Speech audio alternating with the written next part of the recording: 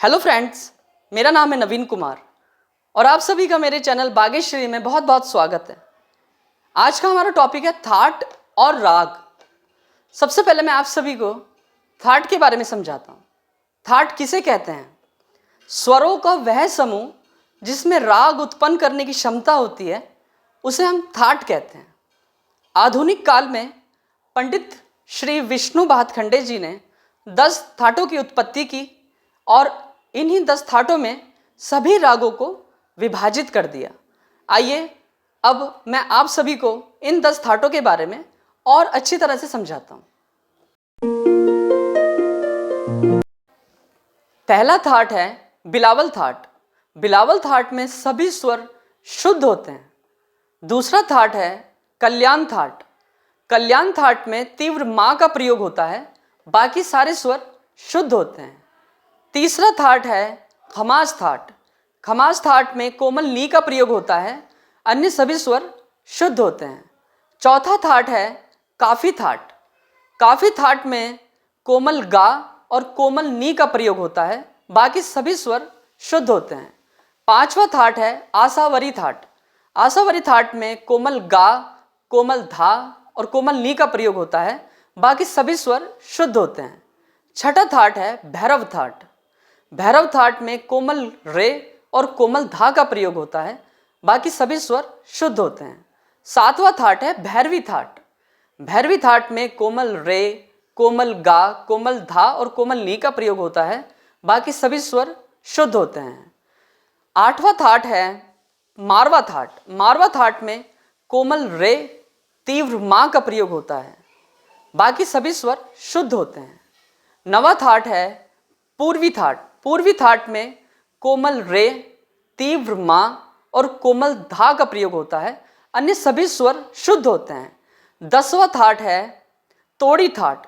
तोड़ी थाट में कोमल रे, कोमल गा, तीव्र मां और कोमल धा का प्रयोग होता है, अन्य सभी स्वर शुद्ध होते हैं।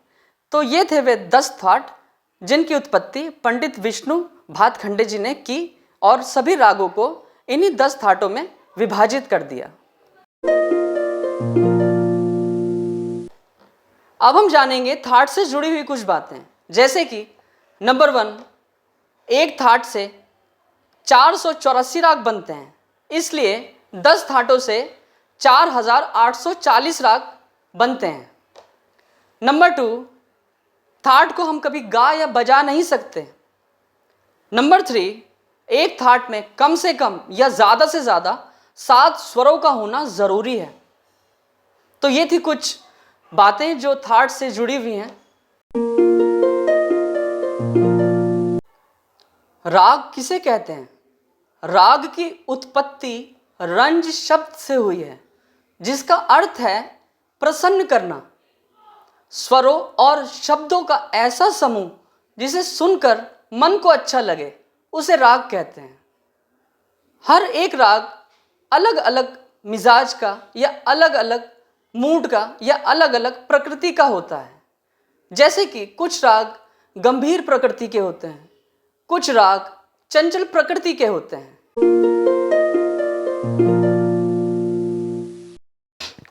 राग में आरोह, अवरोह, वादी स्वर, संवादी स्वर और पकड़ किसे कहते हैं? सबसे पहले मैं आप सभी को आरोह और अवरोह के बारे में समझा रहा हूं।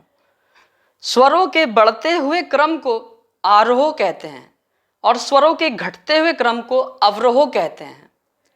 राग का सबसे मुख्य स्वर वादी स्वर कहलाता है और राग का दूसरा मुख्य स्वर संवादी स्वर कहलाता है। स्वरों का वह समूह जिसे सुनकर हम राग को आसानी से पहचान सकें, उसे राग की पकड़ कहते हैं। राग भैरव के माध्यम से मैं आप सभी को आरोह, अवरोह, पकड़, वादी स्वर और संवादी स्वर बजाकर सुनाता हूं। सबसे पहले मैं बजा रहा हूं राग भैरव की आरोह।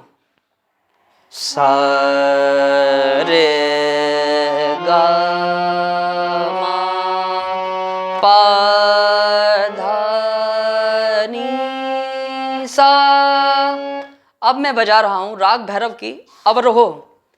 सा नी धा पा मा गा रे सा। अब मैं बजा रहा हूँ राग भैरव की पकड़। गा मा धा धा दा पा गा मा रे रे सा। राग भैरव का वादी स्वर धा होता है और राग भैरव का संवादी स्वर रे होता है।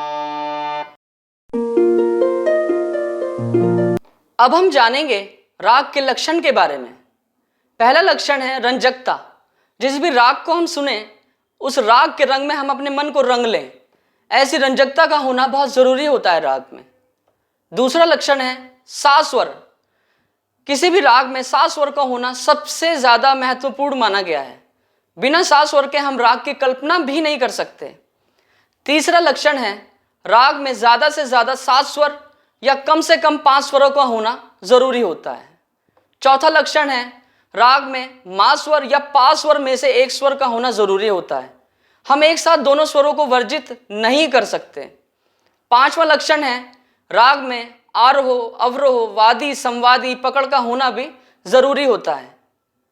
छठा लक्षण है राग का एक निश्चित समय भी होना चाहिए ताकि उस निश्चित समय में उस राग को गाया या बजाया जा सके।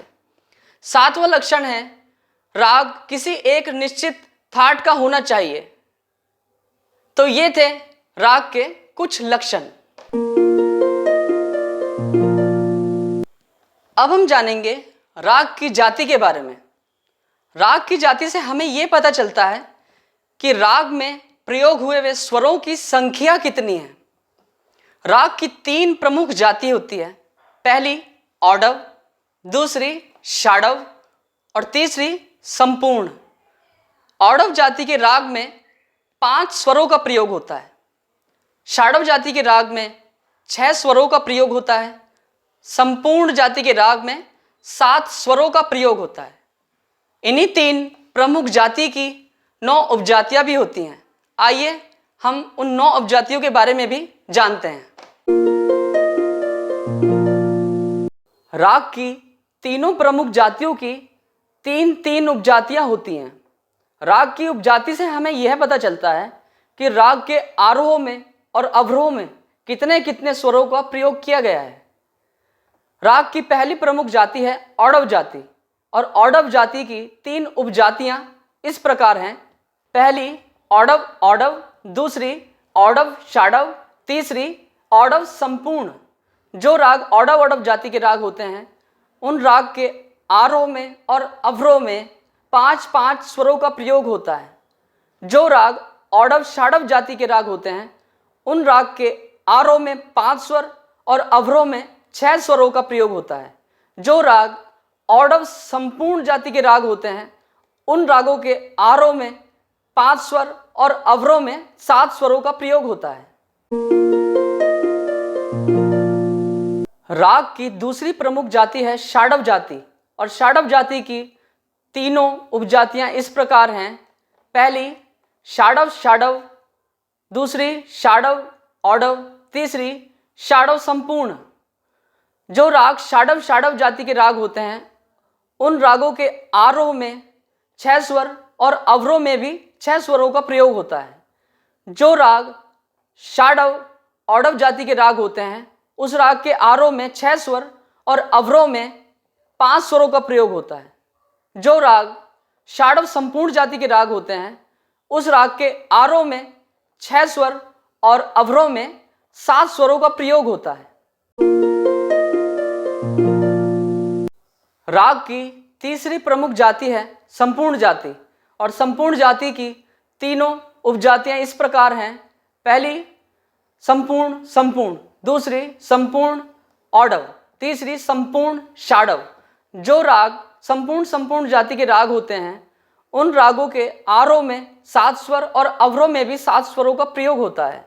जो राग संपूर्ण औडव जाति के राग होते हैं उन रागों के आरोह में 7 स्वर और अवरोह में 5 स्वरों का प्रयोग होता है। जो राग संपूर्ण षाडव जाति के राग होते हैं, उस राग के आरोह में 7 स्वर और अवरोह में 6 स्वरों का प्रयोग होता है। आज हमने जाना थाट किसे कहते हैं। आधुनिक काल में वे 10 थाट कौन से हैं जिनमें सभी रागों को विभाजित कर दिया। थाट की कुछ जरूरी बातें भी आज हमने जानी। राग किसे कहते हैं, राग के लक्षण कौन कौन से होते हैं, राग की जाति उपजाति किसे कहते हैं, और राग में प्रयोग आरोह अवरोह वादी संवादी पकड़ किसे कहते हैं, ये भी आज हम सब ने जाना। हारमोनियम सीखने के लिए मेरे चैनल को सब्सक्राइब करें, वीडियोस को लाइक करें, ज़्यादा से ज़्यादा शेयर करें। तो मिलते हैं नेक्स्ट वीडियो में एक नए टॉपिक के साथ। तब तक आप सभी अपना ध्यान रखें। Take care.